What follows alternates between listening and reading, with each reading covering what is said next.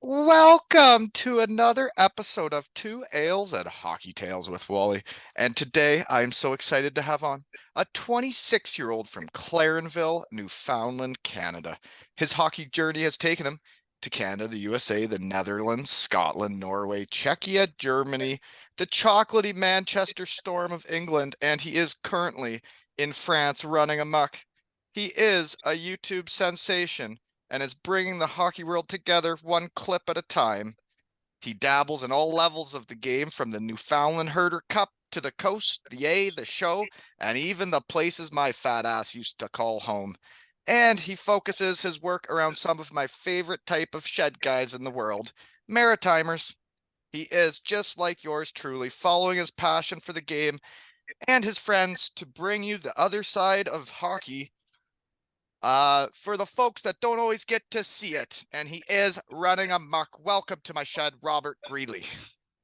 Hey, thanks for having me. As a Newfoundlander, I love the theme of you sitting in a shed. Really fits in with our culture out there on the East Coast. Well, maybe that's why you guys are my type of people. Seriously, every Maritimer I've met through doing this has just been a Hey, dandy. hold on now. I got to correct you. Newfoundlanders aren't maritime. We're not part of the Maritimes. If you want Oh, to include, we got to Atlantic Canada is how we get included in that. The right. Nova Scotia, PEI, New Brunswick, they're that's their own thing. That's their own maritime group. So they didn't want to include us in that party. So. Well, that I'm learning every day in the shed from everybody, right? And I know you guys got your own time zone and everything out there, right? We do half hour ahead of everything. It was when I was in Argentina, it was wild. There was just a 30-minute time difference from Buenos Aires, Argentina to St. John's, Newfoundland. It blew my mind. You're in Argentina too, eh? Yeah, we You went get down for a little around. trip.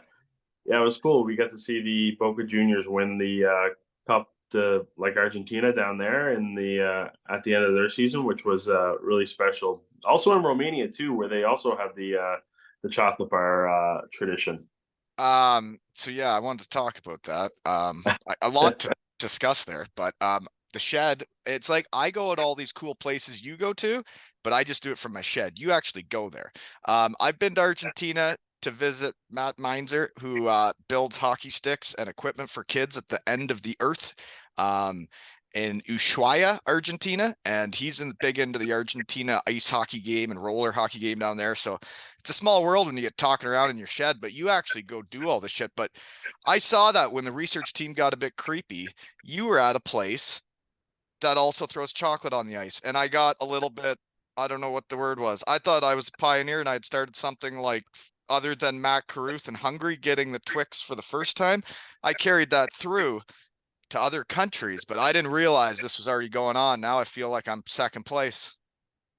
Well, I guess it really just depends who was doing it first. I mean, I don't know how long they've been doing it in Brasov there, but I guess you kind of got to start looking at the record books and see who can kind of claim the first. Brasov, Romania, eh? Those Yeah. punks. So you went to Romania. My buddy just signed there. Jeremy Okay, nice. Welsh, he just signed in Czechoslovakia. Yeah, it's a really cool league actually. It's in on the Romanian side, they kind of play like two seasons in one. They have like the Romanian Cup competition, but then they'll play in the Erste Liga, which is combined there through like Romania and Romanian and Hungarian teams. And yeah, I was really impressed with just like the fan base and the level of hockey when I was there. Yeah, actually, a shed guy just won the Erste Liga last year. We won a lot of championships in the shed last year. Devin Didiometti just won that with the Hungarian team. And I tell you, it's interesting, eh? When you get around the world, and being from North America, everybody always talks about the Stanley Cup like it's the only trophy there is. And man, there's a lot of championships to win out there. Yeah, I think it's definitely one of those things when you look at just the whole retrospect of what a career can actually be, especially as a hockey player. I mean, growing up, I was never any good, but it was, that NHL dream was kind of short lived for myself in the sense of like, yeah, a goalie with a 12 goals against average isn't making it to the league. But, one of the things that I kind of wish I had to realize a little bit more is that there's more to hockey than just going to the going to the show, I mean, you have an opportunity to get your university paid for. I mean, there's buddies of mine who, graduated from the same programs as me with a lot less student debt, because Yeah, of the road of hockey that they took, right? And then, getting to I see might know what you're talking about. like, and then just getting to see the the lifestyles over here of different pro leagues and having the opportunity to live in Europe and kind of travel around. And a lot of the guys that their seasons are either anywhere from like say 28 to 42 games, so it's not as um heavy of a workload as like an 82 game season, so they get a little bit of time to travel around, explore different cultures and things of that nature. And it's a lifestyle that's really cool to kind of Well, I guess dwindle out the last bit of your hockey. you're talking my language because I mean, I wasn't a goalie with a 12 goals against average, but when I broke into pro, I got really close, went to an NHL training camp. As a college free agent, I was signed to an AHL one-way deal. And then when I played that first pro season in North America, I played 102 hockey games. My body was broken. We went to the finals of the coast. And to think of starting another one of those seasons in 2 months' time or whatever it would have been, like my body wasn't going to be ready again. And that summer, I realized like I wasn't making the NHL. And I was one of those first guys that went to Europe like young and tried to make a career out of it over there. Didn't quite really make the money I was hoping for, but I got to live that life.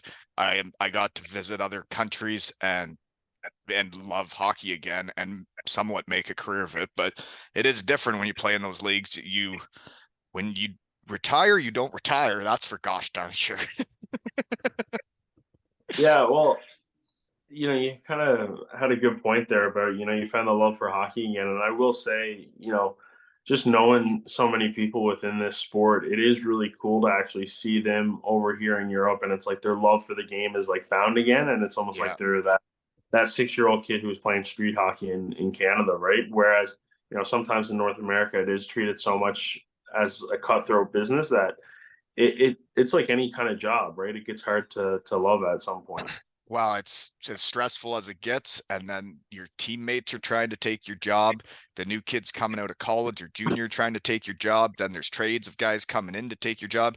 And it is about as stressful as it gets. And it is cutthroat. But the way I found it was I had kind of lost my love of the game with the way college ended and then the coast, like the way my pro career started. And it was because I didn't really feel like I was part of a team in the AHL. When I'd go up there, like everybody seemed very individual. And then you get to Europe and you're on a team. Like it's back to like small town Canadian hockey where you're on a team for the year and you guys got to figure it out together. Yeah, it's really cool, even for me to get to cement myself into that dressing room for however long it is. It depends. Like some guys I'm with for a little bit longer. I mean, I'm in Strasbourg for about 8 days, whereas Manchester was 3, Norway was 4. So it really kind of depends on how much I get to kind of cement myself within the locker room. Obviously, the longer I'm here for, the easier that is, and it is really cool to kind of see the different relationships. And um, for Manchester, it was during the time where we had Canadian Thanksgiving, right? So it was like all the Canadians kind of got together on the day and had a big old spread, and they were kind enough to invite me there, and to get to spend some free time at that, like it's cool. It's really something special that I'm gonna take with me for the rest of my life. Well, and that's kind of what happens when you go over to Europe and say you're with other Canadians on your team. Like they become part of your family because they are the people you celebrate holidays with, birthdays with. The special days is because you're not with your families. Yeah, 100%. I mean, it's funny. We've had Thanksgiving. Like October's a big month for my family, so it's like my parents' wedding anniversary, my grandparents' birthdays, my birthday as well. So I even got to celebrate my birthday in Tilburg when I was in the Netherlands and stuff like that. And it's just like little things that you take away from each spot. That's just really cool. I mean, even to start this trip with Norway, they have a fan base there called like their diehard fan base is called the Red Beavers, and they knew I was coming to the game and had a little gift prepared for me, which was like super grateful. And the welcoming there was just something that I couldn't even think of happening, right? And again, each spot just kind of holds its own uniqueness, especially from country to country and different traditions and languages and everything like that. It's just really cool and special. Yeah, and you did witness a new tradition in Manchester, England that started last season with Captain Critch and myself in the shed. We asked for chocolate if they deserved it, only if they win. And the next game, there was a storm of chocolate. There was a few, and it has just grown from there that now when they win, I guess you saw it firsthand. I've never really seen it. Yeah, it's cool. I mean, like I said, it's not the first time I've seen it. Not to Oh, right. hurt Yeah. Easy pull on Tiger. your heartstrings. Yeah. Whatever. Brasov, bunch of punks. Play us. Yeah, but it's something now that's just really cool. And the one thing that I love about fan bases in Europe too is they very much take it upon themselves. The performance of the team is also like they take personal blame for that, which I think is something that's really unique as well, right? So it's kind of like a They collective can share. also blame you personally too. Well, yeah, but there's definitely a collective share of like responsibility there, and so like when the highs are there with the celebrations of throwing chocolate, you also kind of get the lows and again like a shared responsibility of results in some spots, which is pretty unique. Yeah, every country though, I mean, you've been to a lot now. You're really doing her here. Every country does have a bit of a different culture over there, doesn't it? Like Yeah, hockey wise too. I'm not just talking around the country. I'm talking hockey culture. it's really cool. I mean, like I said, like what was really unique with Tilburg is when the visiting team, like they play in Germany three, so like all of their road games are in another country in itself, and when the away team gets introduced there, like it's just like a nice respectful slow clap. Like there's no chirping, there's no Is that right? like booing of the team. They just kind of want to take the high road kind of thing and just all so they're always just like clapping and very appreciative of the efforts from both sides. And That's yeah, weird. that was I mean, it was kind of refreshing, honestly. Like Right. That it would was a be. different little atmosphere, right? So like really kind of like some of the most polite hockey fans I've ever met. German fans There, aren't always like that. Toronto fans. I mean, I got a I got a different opinion on Toronto fans. There's got to be it's too corporate now. Toronto's one of Yeah, see, I said I German fans. German fans are not oh always polite, but Toronto fans, yeah, that they're not even fans. There's that's just suits. Like you can't even okay, afford to yeah. take your family to the games anymore. It's a joke. No, sorry, I heard Toronto, and yeah, I've also gotten to catch a game in Toronto, and they played the Red Wings, so like original six matchup, and it's one of the quietest barns I've ever been in. Oh, yeah, it's a joke. And I took my son there once, bought tickets. I think they were 250 bucks each, and we didn't even have a seat. We were behind the seats, just in the little area to stand behind the top row. That's what 250 bucks each got us. So Yeah, thanks, it's but it's no too thanks. it is too bad because I mean hockey in and of itself has been we the sport has been on the decline because of how inaccessible it is to actually start playing with the cost of playing.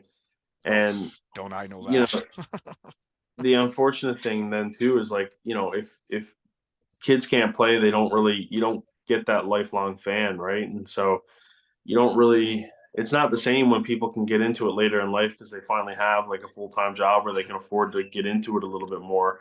And so now when you're seeing the ticket prices like this for the NHL, it's kind of like you kind of hope that some people are at least in an area where you can get a ticket for 25 bucks or 30 bucks kind of thing. Yeah, it's this price of minor hockey and everything. It's like, so tomorrow I'm heading out to a hockey tournament, and to think of the hotel for the weekend, the gas, the meals, then to pay for the minor hockey and everything. Like, man, she ain't cheap, and not everybody can do it or pull it off, you know? No, it's like I even remember like I split costs with my parents. So like I was finally able to get into hockey when I could get like a some like part-time jobs kind of thing, right? So like it took me, I think I want to say grade six or grade eight was like my first year of hockey. It's all And right, eh? yeah, that was basically being able to pick up the odd job and then like get the first like I guess part-time job kind of thing as a student and then yeah, split costs with my parents. Well, I think playing hockey growing up as a kid is important, whether it's hockey or a different sport. I think playing a team sport where it naturally figures out who the leaders of the team are. Everybody has to figure out how to work together to try and win a game. Whether that's on the ice, off the ice. It's like watching my team now. Like we have a long way to go this year, but like seeing a team come together and we're right at the start of a year, and then you can just picture where it could end up going if you play your cards right. And like you can make friends for life from a hockey season, right? I mean that's one of my favorite things about just sport in general. It's very rare in a working environment that you have basically everybody from top to bottom is very dedicated to like one goal and really wants to be as heavily motivated to achieve that goal, which would essentially kind of be a championship. Um, your classic job and workforces sometimes struggle to get that motivation across like the full office office workspace. So that's one thing that's been one of my favorite things about this is the fact that you have so many people who are just like collectively driven for that one thing because it is such a unique quality of working in sport. Well, it's true because like I'm now in the real world, and the one thing I found difficult to adjust was there was no championship to win. It's like you can show up and play as hard as you want every day and do the best you can every day, but like there's no time at the end of the year where they announce a winner and it's like we did it. Like boom, you just keep doing the best you can and you keep doing it every day and there's no like there's no pinnacle at the end.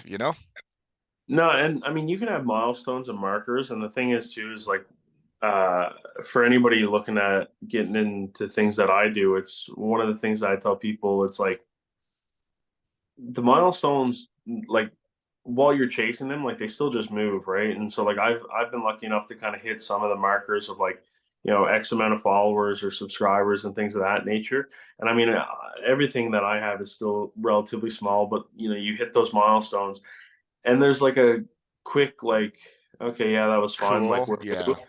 and then it just moves to the next number, right? And so you're I always kind totally know what you mean, man. It's like I'm about to like just the audio lessons, I'm about to get to 200,000 and like that number seems so far away a while ago.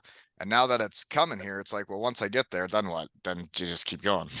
250,000, right? And so that's Yeah. why you really got to just enjoy the actual process of what you're doing and really love what you actually are doing because again, with me, like the only like the 5 years, the 10 years, the 15 years down the road is essentially doing this and doing what I love and basically just making it bigger and better and doing crazier things and finding even more niche down sports markets to kind of explore and discover for the first time. I you're speaking my language, man, because I just love what I'm doing. I love getting to know people and finding out about their hockey passion, where it all took them. And I think it's really neat what you're doing. And you've been to a lot of the old honey holes. So you're in Strasbourg, France right now.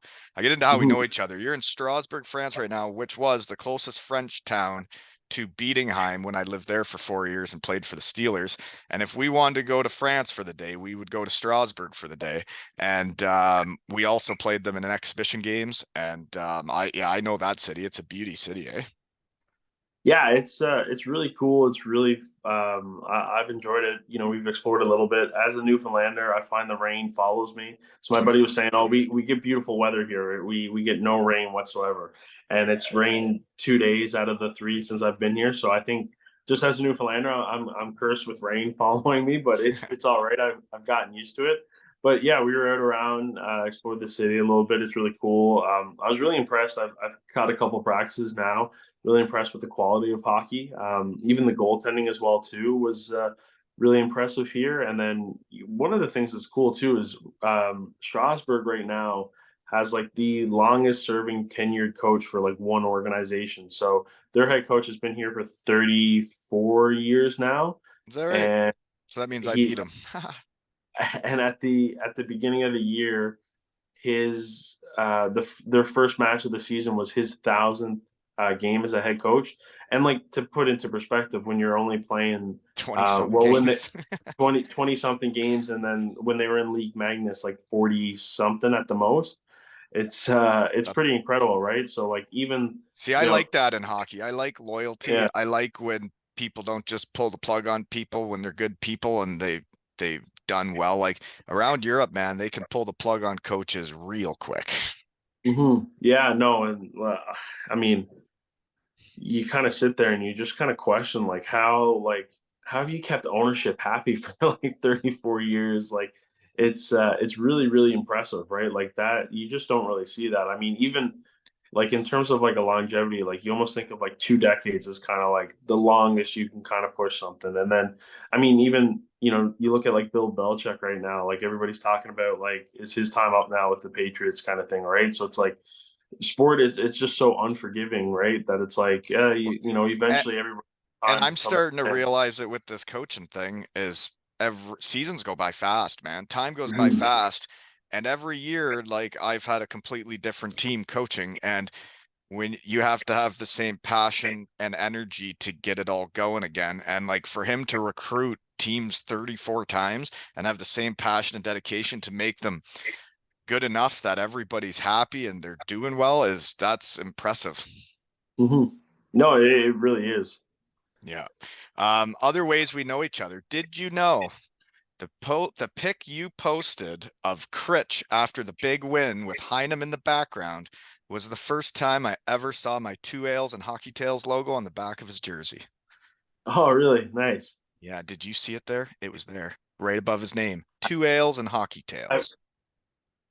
I believe so. Yeah, I mean, there's been a lot of cool little photos and instances just kind of throughout my career, just little things of like, this ended up being this kind of thing. And when you're in the moment, you don't really realize it, but there's definitely been a couple special ones that are just like, oh wow, like this is something that we have for life. Like whether it's a player who his parents finally got to watch him for the first time playing, so like I was able to capture like the first kind of like hug after the game of seeing that kind of thing, or even just teammates and different records and things of that nature. And then you got to document it for them that they get to keep that, right?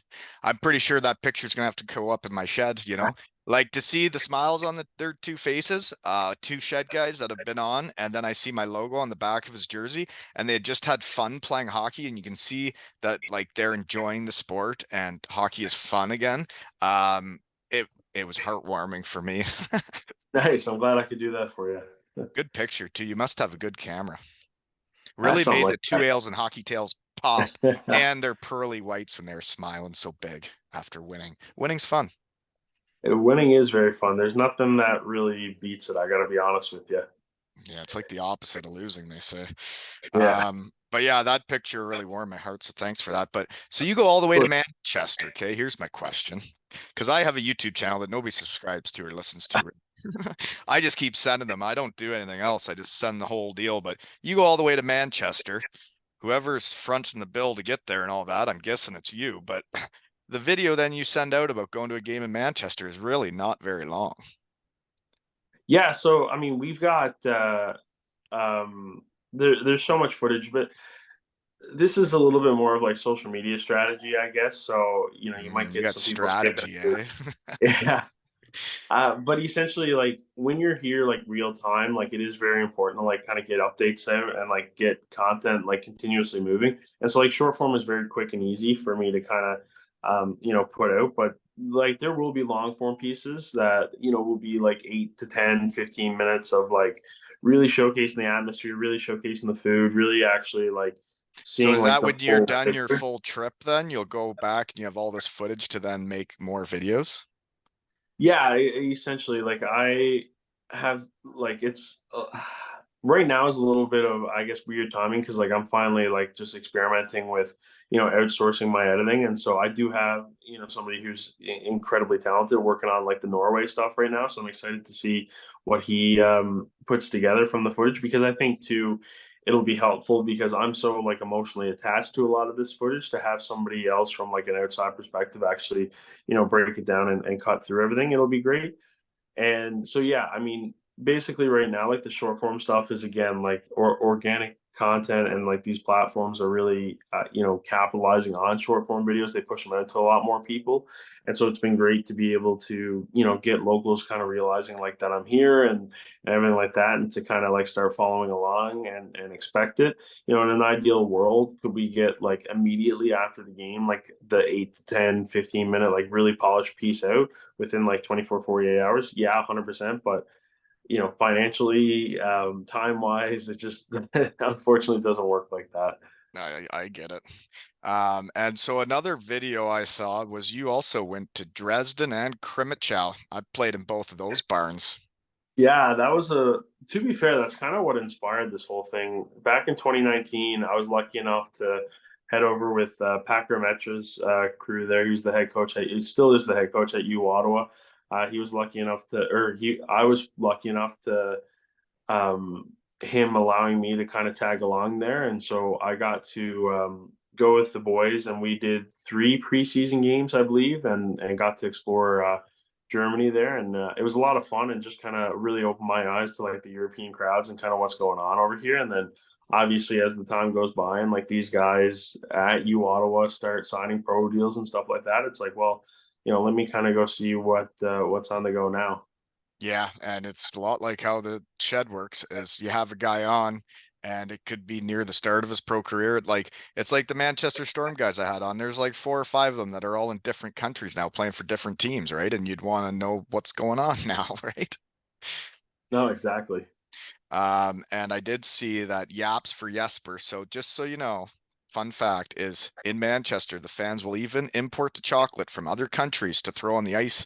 Well, you just went sideways, so you're back. Anyways, Santeri Harala gets Carl Fagers from Finland now thrown on the ice. And last year there were Yaps for Jesper Orval, and they were imported from Sweden. But that guy's running amok now in Austria, so he's like leading the league, I think. And yeah, it's fun to stay in contact with guys you've got to know, right, and find out how Mhm. they're doing. Yeah, I think that's kind of been one of my favorite things, especially, back working like even junior hockey with the Ottawa 67s. You kind of see guys come into that league. And, when I was helping out with Ottawa, I mean, we were really fortunate with a very talented team. I mean, we had 2 guys go top 10 in the NHL draft. I think, one's a KHL All Star right now. Another one just signed an AHL deal and was an AHL All Star with the Marlies last season. And then you got guys, going to the Spangler.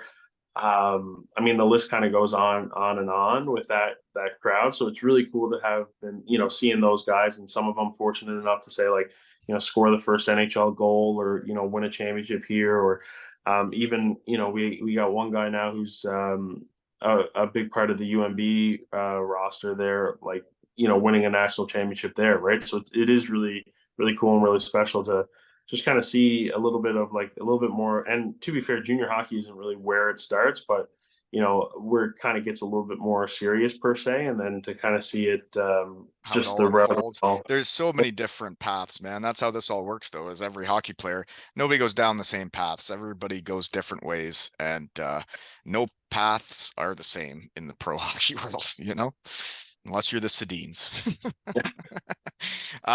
Anyways, just to plug this before we carry on, is I got a website, aleshockeytales.com. And there we got 5 Ryan O'Reilly signed hockey pucks from when I trained with him in the summer. So there'll be 5 winners for that. It's a pound a piece, a ticket, and we have a Sheffield Steelers signed T-shirt from Robert Dowd that he even sweating, folks. So get your tickets. The proceeds for that go to Rich Bateman's Road to Recovery. Get your tickets. aleshockeytales.com. So I guess we already covered this. Where and what are you doing now? You're in Strasbourg. So who are you visiting now, and what's the plans the rest of the day? Uh, Funny enough, we're gonna go catch a movie later on. I'm like I said, I'm kind of on the guys' schedules here, so I gotta kind of follow them around. But we're in Strasbourg, France too. My buddy Cody Van Leerop, defenseman here, has been playing. He was in the Netherlands last season, and so he made the move over here in the off season, and it's been great. Really cool to kind of see again like just this part of the country. I've been to France a couple of times now. fun fact, actually, from my grandfather's house in Newfoundland, I can get to France in about like 30 minutes. Saint Pierre et Miquelon, right off the coast of Newfoundland, is a little French island. You need your passport to get there, and then you're technically in France. So Really? I got, See, I learn yeah. something new every day in the shed. Oh, yeah. Listen, it's if you ever get down the Newfoundland road, I can talk your ear off on that. But yeah, so in grade 12, if you're in French classes at Clarenville High, I don't know if they still do it, but with us, they take you to Saint Pierre Miquelon as a field trip. So you go to France as a field trip, and I've also been to Nice too. So this is, I guess, my third time in France technically. So it's been a lot of fun to explore here, and then really excited for the next stop. Actually, we'll head to the Dell with a buddy of mine who's doing really really well there. Actually, it's his first year there. He's Where? just shot like a point per game after 9 games in Straubing. So looking forward to that game as well. You're going to Straubing, small world. We got shed guys there. Ah, nice. Yeah. The equipment manager, Maxie, and Cody Lample, the D-man with the big beard. Yeah, Big beauties. he played in St. John's. I remember watching him with the Ice Caps for a little bit.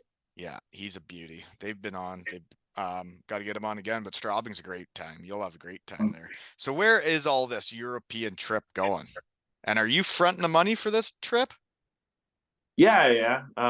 So then how does this work with YouTube? Because obviously I don't have enough listeners on it, but like you get to a certain point, then YouTube starts paying you.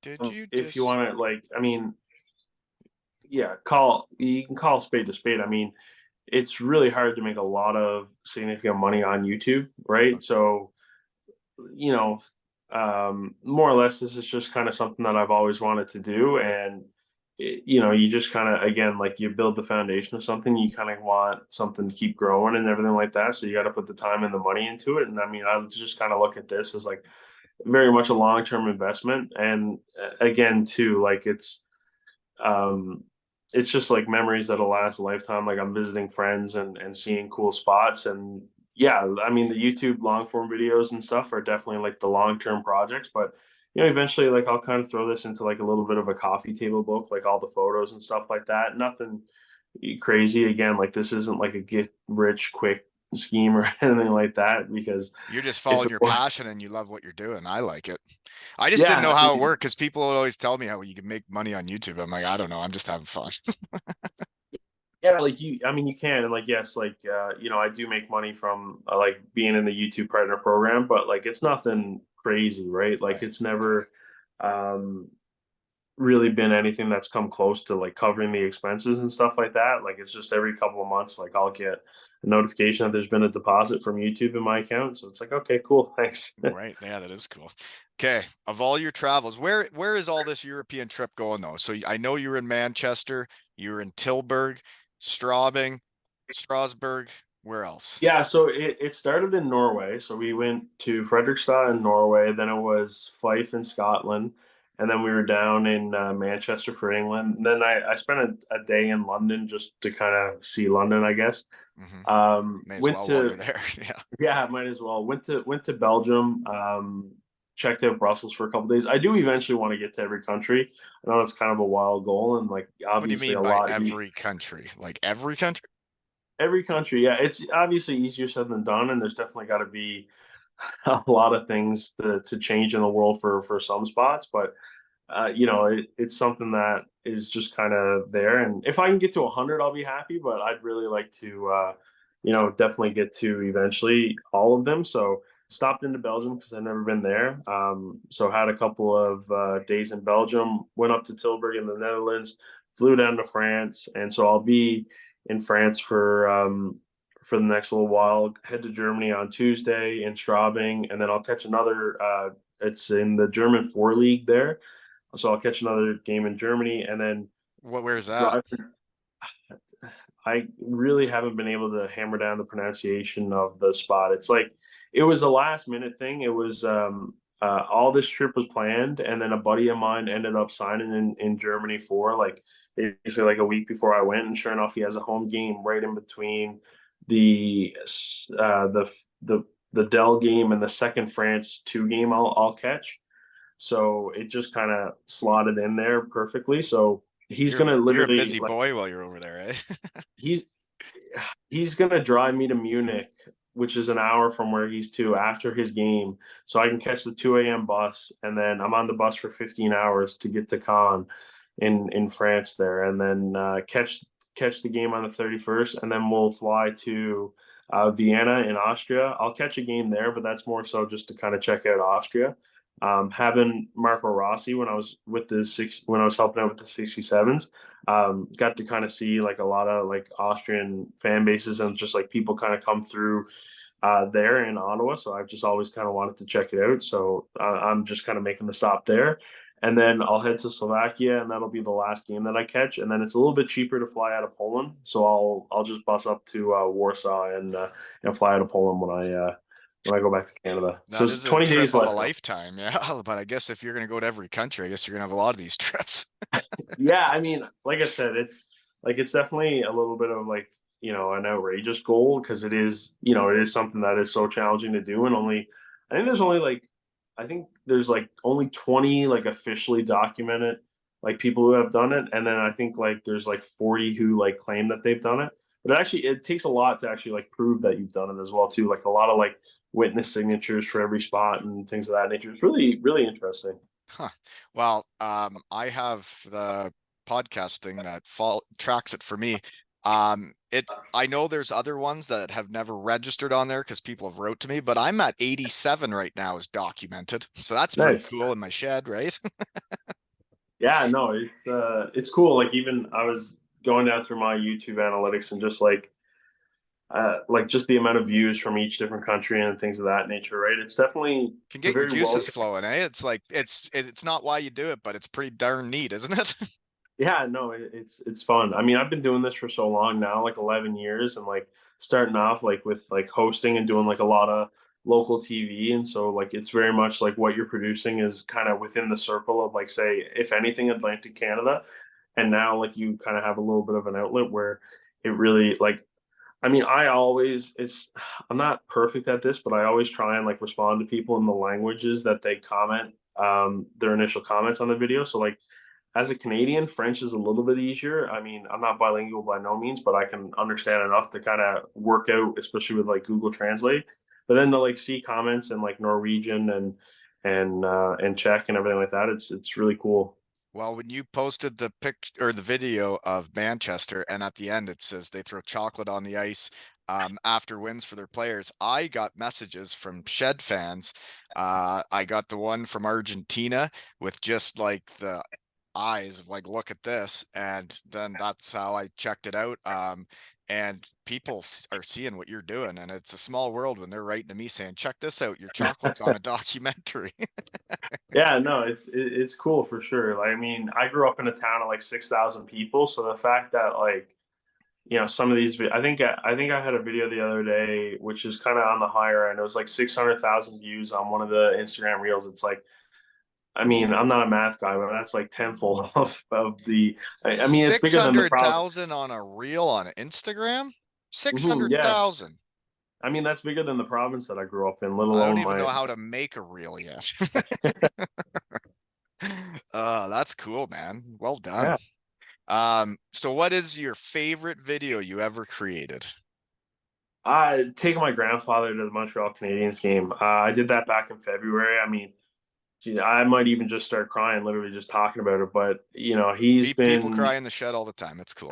yeah, he's just been such an inspiration for me, and not in anything other than just like how to be a human being and like how to be respectful to people and just be a nice person and kind of wear your heart on your sleeve kind of thing, right? And so he's only really ever left Newfoundland like two times, and that was once to go to St. Pierre. He was a really good soccer player, football for your UK listeners and Yeah. whatnot, but I might get in trouble for that, but he went to St. Pierre to play soccer, and then he went to Kitchener to visit my aunt. And other than that, he's very much has always stayed in Newfoundland, lifelong Montreal Canadiens fan. Never watched a game and stuff. And so, anyways, for Christmas, I surprised him with tickets, but it was very much a envelope that said, "Hey, we're gonna go," and I hadn't bought them yet because Long story short, a couple years ago, somebody hit them like head on the highway, so they were in a pretty bad accident,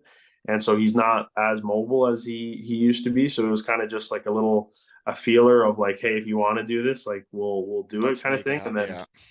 and he said no at first, and then I think like an hour later, he was like, "Okay, I'll come with you." And so we got up there, and like I bought the tickets to. I wanted it to be a good game, so it was the Oilers versus the Habs. And then he found out, and that was on the Sunday, but then they were also playing on the Saturday. So like he found out that they were playing the Islanders, and he's like, "Well, why aren't we going to two games, right?" And so like you just kind of seen his excitement level kind of build throughout that trip. And it was a tough season for Montreal last year, and especially going up against Edmonton, and the Islanders, and the fact that they won both games, one of them in overtime, like in really exciting fashion. And then they actually mopped the floor with Edmonton. Like they scored a lot of goals and just like really outperformed them. And so it was just so cool to kind of see him. And the Canadians even commented on like one of the TikToks that we did and stuff like that. So able to show him that, and it was just overall really cool, and something that I'm just gonna like all no matter what always kind of hold with me, because that is also the individual who, like, the joke of my family was like, if shitting on a toilet was a sport, me and him would be front row watching it, because he's the only one who's into any sports really in my family, right? So that was kind of what got me into all this. Well, it is interesting the memories the game of hockey can bring people, right? It's like the pictures I have up in my shed of all the memories that I guess I didn't really look at when I first got back from the game and didn't think the same way I do now of the game. To have all these memories up here and I can look at them, it's the game of hockey brought all those, right? Mm-hmm. No, 100%. It's just cool. And I mean, I think just sport in general is such an outlet for a lot of positivity, and I think that's one of the biggest pros about it all. Okay, so poster pics, I guess the one of you and your grandpa, that's you guys in front of the Rocket statue, in Montreal. Yeah, yeah. So that was his favorite player growing up or whatnot, and so that was cool. Yeah. And then the other poster pick is Sturgeon, Norway, right? So Yeah, that yeah, was the staring start at of this yeah, trip. yeah, that was the start. And then you got the Fife barn. Isn't that a sweet barn? Yeah, it's pretty cool. It's got some unique characters to it for sure. Yeah, it's almost like a barn out of Slapshot, right? Yeah. And then another poster pick. You're with football guys now, like not soccer football, North American football, I guess you call it, the GGs. And I was gonna say, is that the Vanier Cup? But it says Panda Match Game when I zoomed in. Yeah, no, I mean, I wish it was the Vanier, but in so I spent a lot of time working with our GG's football team, and that group of guys obviously holds a really close place in my heart, and there's some of the best 4 years I had with them, and we have a big rivalry matchup with Carleton, and so that was the year that I think in that photo, that was the year that we broke Carleton's 4 year streak of winning that Panda game. But for context, that game will get more attendance than the national final. So we'll get about like 24,000 at the Panda game. National final, like maybe 19,000, 20,000 on a good year. So it is kind of like I mean, I'm biased, but it's the best Canadian university football game you'll see in the country that year by far. Well, that's cool. It's fun being part of winning, right? And it takes everyone to Yeah. win. Like when you're making cool content or stuff, memories for those players for life, like they'll appreciate that during the season. And I truly believe that it takes everyone to win. And the photographers, the videographers, the people that make memories for players can make them happier, and in turn, they play better. Yeah, and I think the biggest thing too, and what I preach to a lot of people who get involved with the team, is its attitude is everything, right? And if you walk into a room and you are just so miserable, everybody's going to be miserable. Yeah, And so, yeah, like it's your photographer, infectious. you're like it might sound wild, but like your photographer, like videographer, like video coach can literally, Bring the make or mood break down. a Yeah. right. And by all means, that could result into a different result on the ice or the turf, whatever it may be, kind of thing. It's the equipment managers, the videographers, the photographer, everybody around the team. Negativity is exhausting, and it can Mm. be infectious, or positivity. fun can be fun, right? Exactly. And that's one of the things that I always try and say too is like, sometimes we get a little bit too worked up and we get in our heads, but like at the end of the day, this is a game, right? Like, and it's so much fun to get to play this, right? Right. They say play hockey. They say go to work, right? Anyways, next poster pick, when I zoom in, you're a commentator and it says for East Link TV. So is that how you get your start?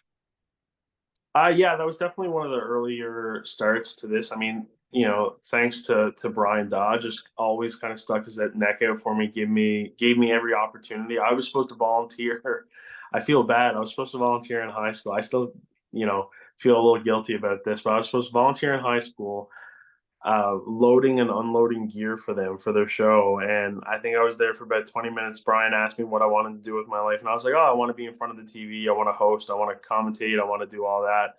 And I didn't lift a single box from him. And he threw me right in front of the TV. And I hosted the senior hockey league show for a number of years, which was a lot of fun, and did some cool things with him. Got to meet Jay Onrait and Dan O'Toole, and Jay and Dan were absolutely great. Gave me a lot of good advice from when I was really young. And Jay actually turned me into wanting to go to Toronto Metropolitan as a student in the journalism program. I constantly got waitlisted. I was a little bit of a not great with the marks, so that ended up me going to U Ottawa. But what was crazy was that I ended up going to TMU for my master's and got my master's in digital media. And when I went up to Toronto for my graduation, I went and grabbed coffee with a buddy in a part of town outside of downtown, and I was walking, and sure enough, I bumped into Jay and was like, "Hey, holy smokes! Like I'm here because of you right now. So like, thanks." And just kind of got to express my appreciation for his advice when I was like 16 in high school and whatnot. And then to be up there, get my master's and bump into him while I was doing that is crazy. Well, that's awesome. And it seems like then you'd be a lot more polished than me just out here talking in my shed and just sending everything. You got your master's of digital media. Geez, oh dear. I just send this stuff. I just talk and send it and then carry on with my day. I think it definitely sounds a lot more impressive than what it actually is. I mean, it was very much, the pandemic hit. There wasn't a whole lot I could do. So it was just kind of a time thing, like to pass the time away and whatnot. And so No, no, it's great. And you obviously know what you're doing with what you've built, pretty neat. yeah. They call it running amok in my world. So what's the picture of you with another young fella? You guys look young and you got a headset on. He's got his arm around you. Did you have a partner in this? No, that's just one of my. I think that's the one with Eastlink as well too. That was one of the first things that I worked. It was like the 2014 New Flam Winter Games. That's just one of my buddies, one of my best friends from back home. So he was an athlete in the Winter Games, and I was doing like the color commentary and everything like that. And yeah, we just kind of grabbed the photo. And to be fair, like I wasn't really thinking of grabbing as many pictures as I could back then, so it was kind of one of the only ones that we had. But Yeah. it was one of the first from that. So yeah, that was cool, and it's always like one of my favorite photos to kind of look back on because I still chat with him pretty regularly on like what I got on the go. And he has this thing where, and it drives me nuts. He has a mug collection that's of places that his friends have been. So when you travel, like you got to bring them back a mug. Oh, And jeez.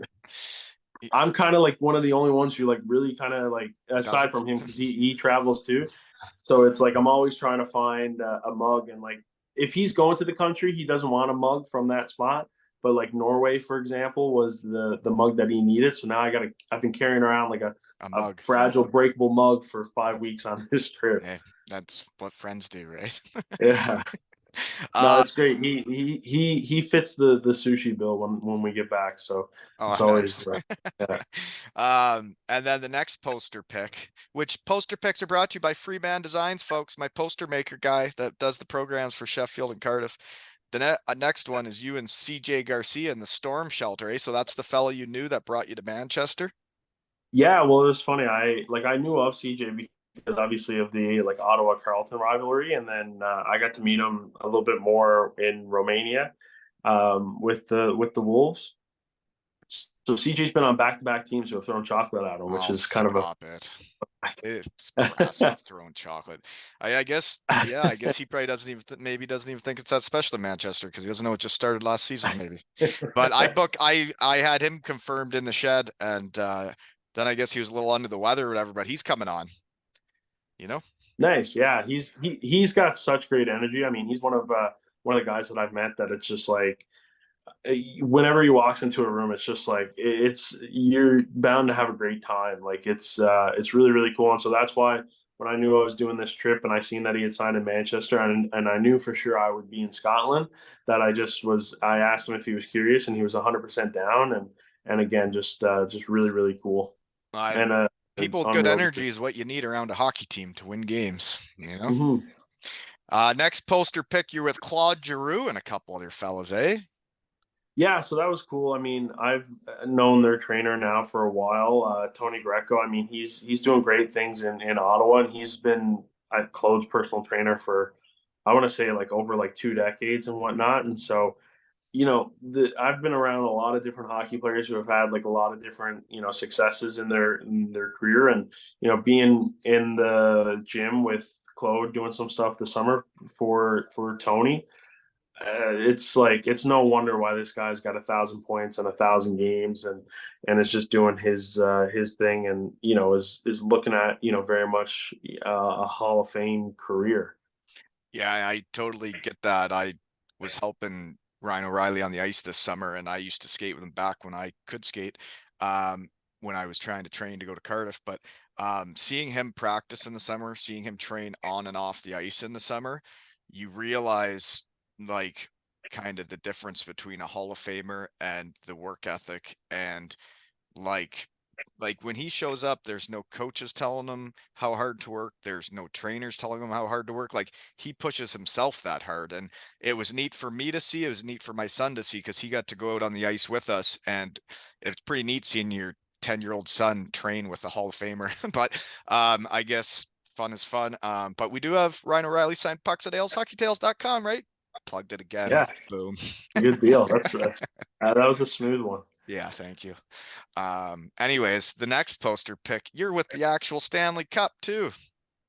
Yeah, so Ben Hutton, I mean, that's another one of Tony's guys. So it was just cool to kind of get to kind of help him out a little bit with his community day and just get some extra photos and videos for him. And yeah, it's really special when guys who end up winning it, and it's again too like I've only known Ben for like the last like 3-ish 4-ish years, and from a very like watching from afar standpoint. But I mean, that's a guy who is like on year 10 in the NHL now. Was great with the University of Maine, and actually played with a fellow Claremont guy. It was funny when I first met him and he asked me where I was from. I said Newfoundland. He goes, "Oh, we're in Newfoundland." I said Claremont. He's like, "Oh, I know Claremont." I'm like, "Nobody knows Claremont." I was like, "How do you know Claremont?"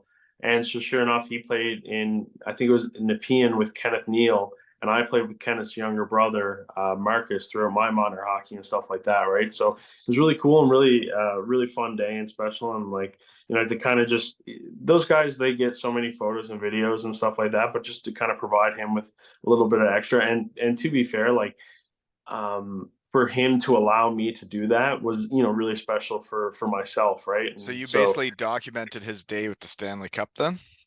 yeah, the community event that they had there in Prescott. So it was about 6,000 people came out, and he was just signing autographs and taking photos with a lot of people, and a lot. I think one of the counselors said that it was the first time that the cup has gone into Prescott specifically. So it was really cool. Well, that's a small fun story there was that's how I got reconnected with O'Reilly was I skated with him 2014-15 when I'm getting ready to go to Cardiff. And then my knee goes, my career's over. I join the real world. Don't see him for a few years. And then he wins the Stanley Cup with St. Louis. They're bringing the Stanley Cup to Goderich, Ontario. And I'm thinking, geez, like I got to get my kids there to see the Stanley Cup. And like I actually skated with this guy. So I waited in Mhm. line with everybody else. Wait for the whole deal. And then I get up to take a picture with him with the Stanley Cup, the Conn Smythe, the Lady Bing, the Selkie. all from 1 year. And I got my family there and we're about to take the photo. I'm like, hey man, remember me? And then he looked at me and then he realized it. And like, then we took the photo and like, he could see the smile on his face that like we used to skate together. And he wasn't used to seeing someone like that had been out there training with him. And then that's how I reached out to him a couple years later when I realized he probably wants someone to help him out on the ice. And that's how all that fun happened this summer, you know? Yeah, no, for sure. It's nice when you have those events that just bring people together. Yeah, it brings communities together. Winning brings communities together. And it can happen from winning in your community where like I saw your video of the Newfoundland Herder Cup and man, it Mhm. brought back memories for me because I played some senior A when I came back here and little Ripley, Ontario is a tiny little town and we had a squad that they had never really gone to the finals or anything and we went on a run the year I played there, went to the finals and we were getting bus loads of fans from Ripley, Ontario coming to watch us play in the finals and it brought the community together, you know? Mhm. And it did in Elmira, Ontario in junior hockey when we won the Sutherland Cup in my hometown. I got to see it firsthand of it bringing a community together. But then when these guys win the Stanley Cup and bring a trophy back to their hometown, that can also bring a community together, right? Hockey. Yeah, it's again too. It's just like it very much just like takes a village, right? Like, I mean, I even think of my career and what I've been able to accomplish, and it's very. If I had something to win to bring back to Clarenville, like I definitely would because you want to share it with the community. Yeah, for sure. The Danish championship and German championships I won, they never let me have a day with the cup, you know? Would have loved to bring it back, Elmira, but they never let me, right? So, what are your dreams and aspirations in this world? uh You're doing pretty good for 26. yeah, I mean, it just kind of like what I'm doing, like just kind of live a life that I very much love to live, and I think it's such a blessing that I have a job that people feel the need to kind of come up to me and express their enjoyment for what I do. And, Hmm. that's something that is just so incredible. And I think no matter what I'm doing, if like that is a little bit of a perk, if you will, it's really cool and it's special because at least that means that I'm putting more, good into the world, giving some people some enjoyment and everything like that. And Hmm. yeah, if I can keep doing that on a bigger and better scale, then that's kind of what I want to keep doing. And yeah, this has very much been my dream. I told my third grade teacher I wanted to be an author, and she told me it wasn't a real job. And so I just kind of always wanted to keep at that. And then this is kind of what it's evolved to. So Yeah. that's basically what I'm going for. No, it's cool. And like you are an author, you're making something. You're making I guess they call it content, but it is Yeah, like telling stories. it's a Yeah. telling a story. And I find doing this is the same thing. I'm getting to share everybody's stories around the game. And like you said, when you hear positive feedback from listeners or fans and they tell you what it means to them, and you're like, geez, I'm just having fun and enjoying myself. And then when they say stuff like that, it can inspire you to do more. It can inspire you to work harder. Because yeah, you realize you're having a positive impact, right? No, 100%. What's the coolest barns you've been to in all your travels? Uh, I mean, this isn't hockey, but I mean, Argentina, the Boca Junior Stadium. I mean, that's one of the, like regarded as like one of the best spots to like watch a football match in the world, and like that was breathtaking. Like that was absolutely incredible. I don't think anything. I mean, who knows? Like you always kind of want to look for or hope that there's something better, but I don't think there's going to be anything that like Watching a tops how soccer incredible. game in Argentina? Yeah, like Looked it like was. Team Argentina? It was the Boca Juniors club, which is one of their like older clubs Okay. there with a lot of history, and like Messi's played in that building. And yeah, it was just absolutely electric and like just so beautiful. And like yeah, I think that's like the coolest stadium that I'll ever be in. Actually, that brought back a memory for me. I went to Barcelona one of the years on at the end of season trips, and we watched Barcelona play. And just they happened to have a game going on while we were there, and we went and checked it out. And Messi scored 4 goals, and they won 4-0. And you'd think, geez, that's pretty neat to be here for that. I'm jealous. I still haven't gotten to see Messi play live. That's one of the things that is kind of like on my bucket list. Yeah, no, it was pretty neat to see. It was interesting watching it when like the play goes to their end in soccer, he just like walks back. He doesn't have to like hustle, he just walks. And then when they get the ball, then he runs.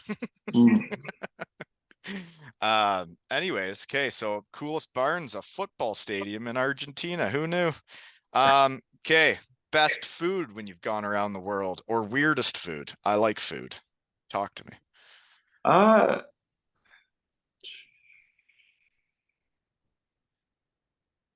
It's Nowhere tough in North question. America. I agree with that.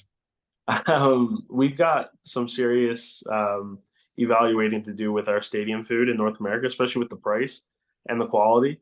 I actually, to be fair, some of the local barns are good. Like Virginia, the Virginia Pats had some great stuff. I will say, I caught Connor Bedard's last home game for them in the regular season, and that was really cool. And they did some really cool things.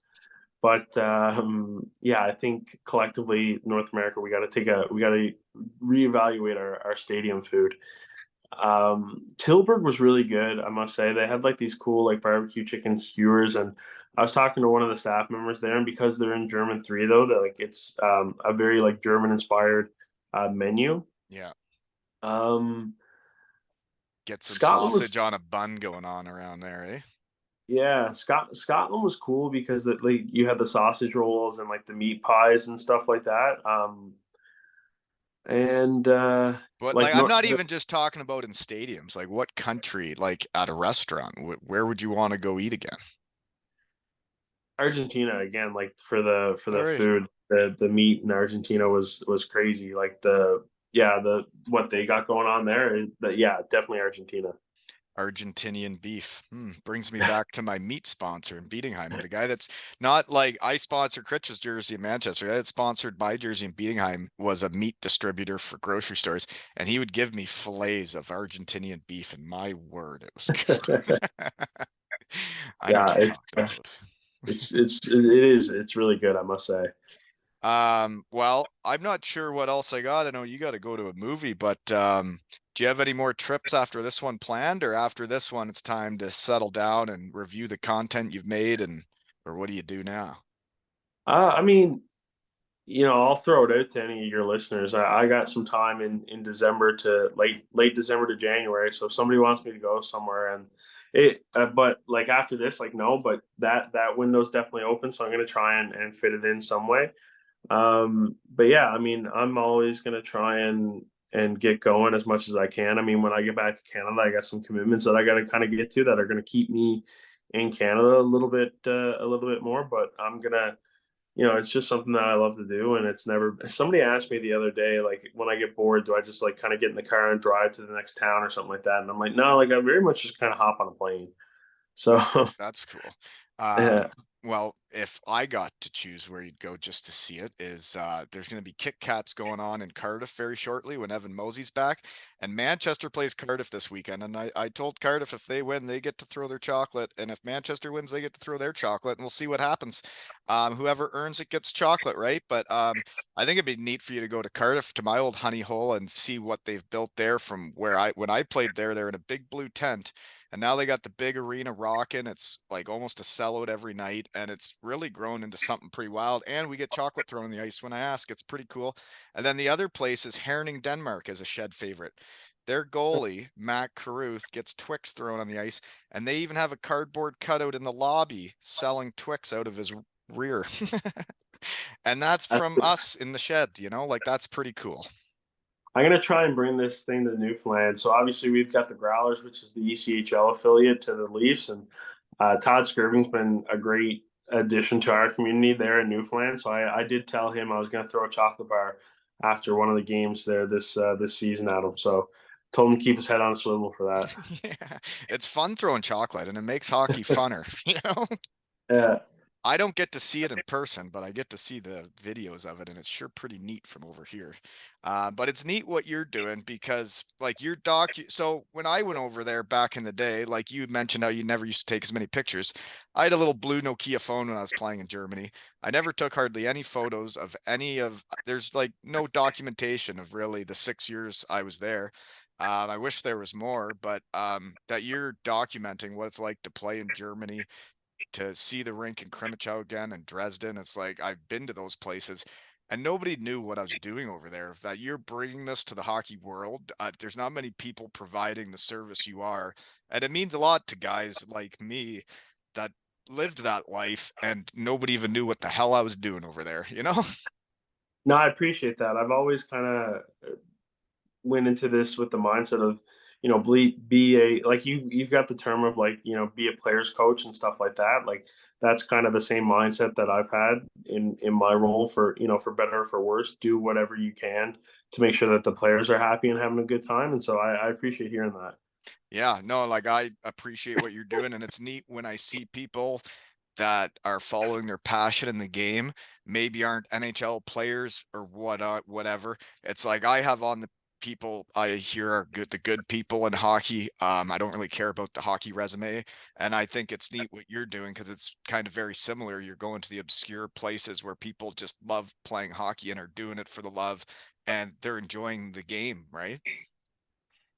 Yeah, and I mean, I'm hoping that this is just very much the start. We'll start looking at, like, hockey, F1, tennis, all these, like, I mean, in the UK they got that cool cheese rolling event. Like, check that out.